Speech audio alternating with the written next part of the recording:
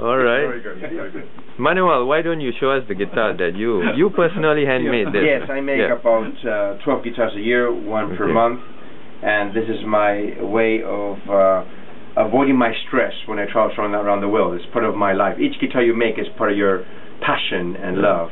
You must understand that a guitar has to be like a beautiful woman, cosmetically well, beautiful, with flowers. It has to sound with very personality. So we are blessed that in Spain we can get all these beautiful woods from my grandfather's collection, my father's collection, and very blessed that they taught me how to make guitars. So I have to teach now my sons, the fourth generation, and let's see what happens, to continue the legacy. It's very important. And what type of music do you play? Do you play all sorts? I don't play so much. I'm so much involved in guitar construction and abroad and trade shows, looking for the best woods we can get around the world. I don't have so much time for that. So so what we're trying to do is to try to get woods, ecological woods in the future, doing new innovations on the guitars to get the maximum sound, and also with world leaders showing the classical guitar around the world. Maybe you can explain for those who aren't too sure why the Brazilian Rosewoods are not in existence anymore, and what which year was the embargo enforced, and what are the woods of the future?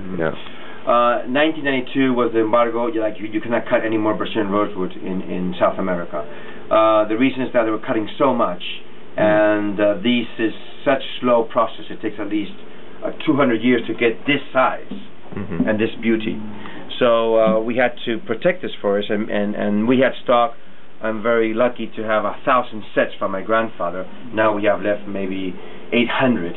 So we make only maybe 30 or 40 guitars Brazilian every year. So we still have a lot of legacy stock there. This is like our gold. How long can it last, the stock that your grandfather left? I think another 50 years, 60 years. Wow. Around that. And your grandfather purchased this stock like in what, in the 1930s? My father and my grandfather done the investment because they know that this wood will disappear.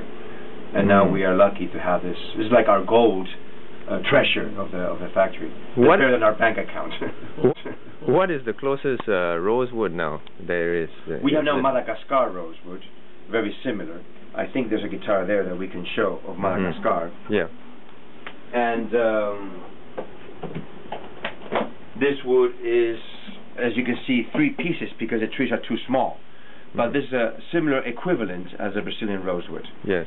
And it's also starting to get more expensive because it's also starting to get difficult to get. Very also exotic wood. This also takes 3 months because this is our centenario model. It's a mix of my father's construction, my brothers, and myself.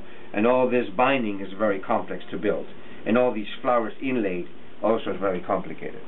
So we call this a centenario model.